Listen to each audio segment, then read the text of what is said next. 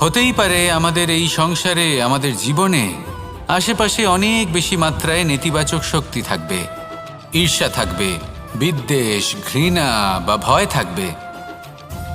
কিন্তু মনের এই নৌকা শুধু তখনই ডুববে যখন আপনি এই নেতিবাচক শক্তিকে নিজের ভেতরে প্রবেশ করতে দেবেন। মনে রাখবেন, এই নেতিবাচক শক্তিকে কখনো নিজের মনে প্রবেশ করতে দেবেন না। প্রবেশ করলেও তাহলে যেন সে সেখানে কোনো স্থান না পায়। শুধু এই বিষয়টা খেয়াল রাখলে আপনার মনের এই নৌকা জীবনের এই সাগরে সব সময় ভেসে থাকবে, আর এই মন প্রসন্ন হয়ে বলবে, রাধা রাধা। মুক্তোর এই মালা দেখতে কত সুন্দর হয়, তাই না? যিনি ধারণ করেন তাকেও এটা শীতলতা প্রদান করে, আর যে ব্যক্তি দেখে তার চোখও এই দৃশ্য দেখে শান্তি উপলব্ধি করে। কিন্তু ভাবুন, যদি এমন কিছু হয় যে সুতো দ্বারা এই মুক্তোর মালা তৈরি হয়েছে সেটা কেউ ছিঁড়ে দেয়, তাহলে এই মুক্তোর মালা ছিঁড়ে যাবে আর সমস্ত মুক্তো মাটিতে পড়ে যাবে, ছড়িয়ে পড়বে। তখন কি আমরা এটা ভাববো যে এটা তো মাটিতে পড়ে থাকা বস্তু, এটা আমি তুলব না? ভাববো না, তাই না? আমরা নিচু হয়ে একটা মুক্তো কুড়িয়ে নিই এবং আবার এদের সুতোর মধ্যে প্রবেশ করাই। কেন? কারণ এই মুক্তো হলো বহুমূল্য। এতে কোনো সন্দেহ নেই যে এই মুক্তো হলো বহুমূল্য। কিন্তু এর থেকেও অনেক বেশি বহুমূল্য হলো আমাদের জীবনে আমাদের সম্পর্ক, আমাদের বন্ধু বান্ধব। এই সম্পর্কেও কখনো কখনো বিবাদ হয়, মনোমালিন্য হয়, এগুলোও ছড়িয়ে যায়। আর সেই সময় এই মুক্তোর মতোই নত হয়ে আমাদের এই সম্পর্কগুলিকে হাতে তুলতে হবে, এদের জুড়তে হবে, এদের আগলে রাখতে হবে, কারণ এদের থেকে বহুমূল্য আর কিছুই নেই।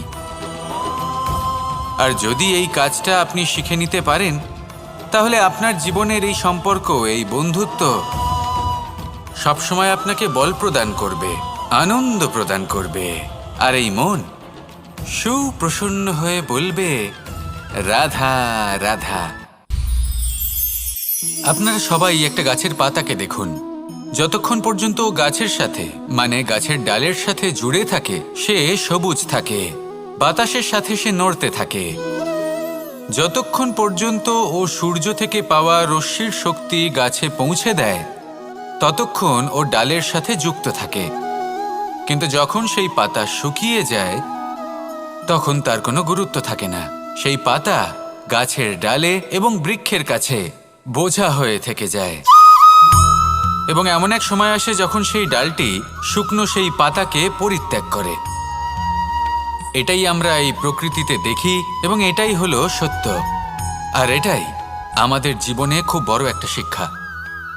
যদি আপনিও নিজের জীবনে নিজের আপনজনদের কাছে বোঝা স্বরূপ হয়ে দাঁড়ান, তাহলে তারা আপনাকে যতই ভালোবাসুক না কেন, ওনারা যদি নাও চান, তাহলেও এমন এক দিন আসবে যখন আপনার আপনজন আপনাকে পরিত্যাগ করবে। সেই জন্য সবসময় আত্মনির্ভর হয়ে ওঠার চেষ্টা করুন, নিরন্তর পরিশ্রম করতে থাকুন, কারোর ওপর বোঝা হয়ে থাকবেন না, বরং তার সাথে মিলে দায়িত্ব পালন করুন। এমনটা করবেন, তাহলে আপনার সম্মানও বজায় থাকবে এবং সম্পর্কের মধ্যে আপনার মূল্যও বজায় থাকবে। আসুন আর আমার সাথে ভালোবেসে বলুন, রাধা রাধা। এই সংসারে এমন অনেক ব্যক্তি আছেন যারা এই কারণে দুঃখী নন যে তাদের জীবনে দুঃখ আছে। তারা এই কারণে দুঃখ পান কারণ অন্যের জীবন অনেক বেশি সুখের। দেখুন, শেষ পর্যন্ত আপনাকে নিজের কর্মের প্রতি মনোসংযোগ করতেই হবে, অন্যের প্রতি নয়। কারণ আপনার জীবনে আপনার কর্ম হলো এমন একটা জিনিস যা আপনার নিয়ন্ত্রণে আছে। নিরন্তর চেষ্টা করতে থাকুন, নিজের কর্মকে বুঝতে শিখুন, শুধরে নিন, নিজেকে শ্রেষ্ঠ করে তুলুন। তখন সাফল্য নিজে থেকে আপনার কাছে আসবে, আর এই মন প্রসন্ন হয়ে বলবে, রাধা রাধা। এই সংসারে সব থেকে ভয়ানক এবং গভীর অন্ধকার কোনটা? সেটা যখন মেঘ সূর্যকে ঢেকে দেয় এবং সংসার অন্ধকারাচ্ছন্ন হয়ে ওঠে, নাকি তখন যখন সূর্যাস্তের সময় ঘনিয়ে আসে, সূর্য ঢলে যায় এবং এই সংসারে অন্ধকার ছেয়ে যায়, নাকি সেই অমাবস্যার রাত্রি যখন চতুর্দিকে ঘন অন্ধকার থাকে এবং চন্দ্রমার প্রকাশ কোথাও থাকে না। না, এই সংসারে সব থেকে বেশি ভয়ানক অন্ধকার হল মানসিকতার অন্ধকার। মানসিকতা খুব গভীর একটা বিষয়। এই মানসিকতাই সত্যের রূপ ধারণ করে এবং আমাদের এই মানসিকতা এবং বিবেকে একটা সূর্য থাকে। যদি আমরা এটা জীবন থেকে বের করে ফেলি তাহলে নিরাশা, হতাশা, অসফলতা এর এমন এক ঘন অন্ধকারে আমরা ফেসে যাব যে তার থেকে বাইরে বের হওয়া প্রায় অসম্ভব ব্যাপার হয়ে দাঁড়াবে। বড়ই কঠিন হয় সেই সময়। সেই জন্য ইতিবাচক মনোভাব থাকা খুব প্রয়োজনীয়।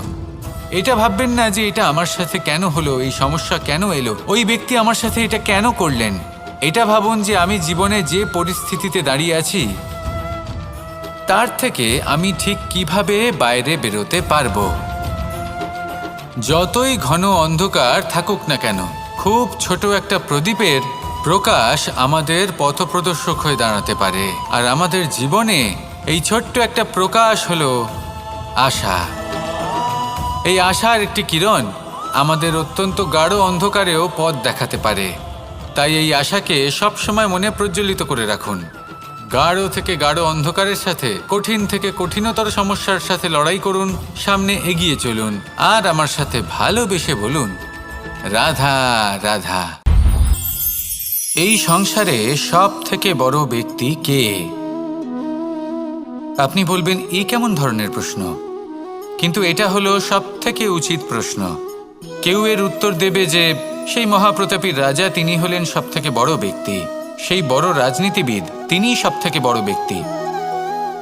আমি আপনাকে জানাই যে সংসারের সব থেকে বড় ব্যক্তি হলেন তিনি, যার সাথে দেখা করলে আপনি নিজেকে ছোট মনে করবেন না।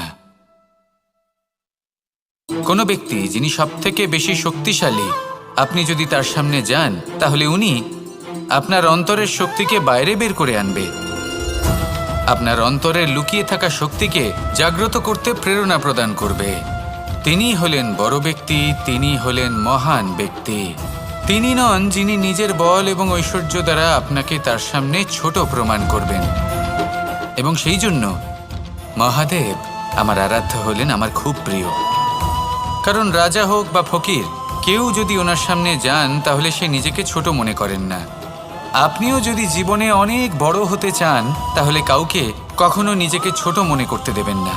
তার অন্তরে বড় হয়ে ওঠার প্রেরণা প্রদান করুন। আসুন আমার সাথে ভালোবেসে বলুন, রাধা রাধা। আমাদের সকলের জীবনেই দুই ধরনের ব্যক্তি থাকেন, বন্ধু এবং শত্রু। তারা হলেন আমাদের প্রিয় বন্ধু, যারা আমাদের জীবনে সবসময় আমাদের পাশে থাকেন। কখনো কখনো আমরা তাদের জন্য কিছুই করি না, তাও তারা আমাদের আনন্দ প্রদান করেন, ভালোবাসা প্রদান করেন। আর অন্যদিকে থাকে আমাদের শত্রু। দেখতে গেলে যখন আমরা জন্ম নিই তখন কিন্তু আমাদের কোনো বন্ধু থাকে না, আমাদের কোনো শত্রুও থাকে না। কিন্তু যত ধীরে ধীরে আমরা জীবনে এগোতে থাকি, আমাদের বয়স বাড়তে থাকে, তখন আমাদের বন্ধু আর শত্রু এই দুইয়ের সংখ্যা বাড়তে থাকে। আর সেই সব কিছু নির্ভর করছে আমাদের কথার ওপর এবং আমাদের ব্যবহারের ওপর। এবারে আপনি যদি কোনো ব্যক্তিকে স্বাগত জানান উদার চিত্তে, ভালোবেসে, তাহলে সেই ব্যক্তি আপনার বন্ধু হবেই হবে। কিন্তু যদি আপনি নিজে হাতে কাউকে সামনে অগ্রসর হতে বাধা দেন, বিনা কারণে তার সাথে খারাপ ব্যবহার করেন, তাহলে তার মনে শত্রুতার বোধ অবশ্যই জেগে উঠবে। আর রইল বিষয় কথার, যদি আপনার কথা মধুর হয় তাহলে সবাইকে আপনি আপন করে নিতে পারবেন। এই কথাই যদি কটু হয় তাহলে আপনার আপনজনেরাও দূরে চলে যেতে পারে। তাই নিজের কথার ওপর সংযম রাখুন এবং নিজের আচরণ উদার করে তুলুন। জীবনে সুখই সুখ থাকবে। আসুন আমার সাথে ভালোবেসে বলুন, রাধা রাধা।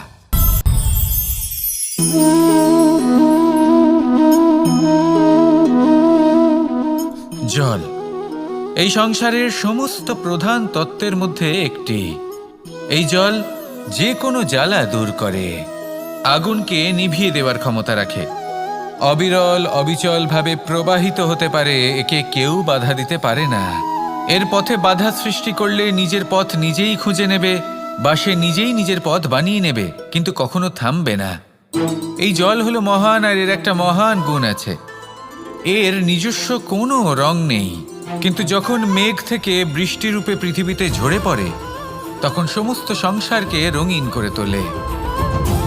যেখানে খরা হয়েছে সেখানে শ্যামল করে তোলে। যে স্থান শ্যামল সেখানে ভিন্ন ভিন্ন প্রকারের পুষ্প ফুটিয়ে তোলে। এই জলের মতন আমাদের হতে হবে। ওর যেমন কোনো রং নেই, আমাদেরও যেন কোনো অহংকার না থাকে। শুধু কর্মের এই ধারাতে বইতে থাকুন, এই সংসারের মঙ্গল করতে থাকুন, শ্রেষ্ঠ কর্ম করতে থাকুন। এই সংসারকে এটা বলার কোনো প্রয়োজন নেই যে আপনি কে। আপনি যদি কর্ম করতে থাকেন তাহলে এই সংসার নিজে থেকেই আপনার মূল্য জানতে পারবে, আর তখন এই মন প্রসন্ন হয়ে বলবে, রাধা রাধা।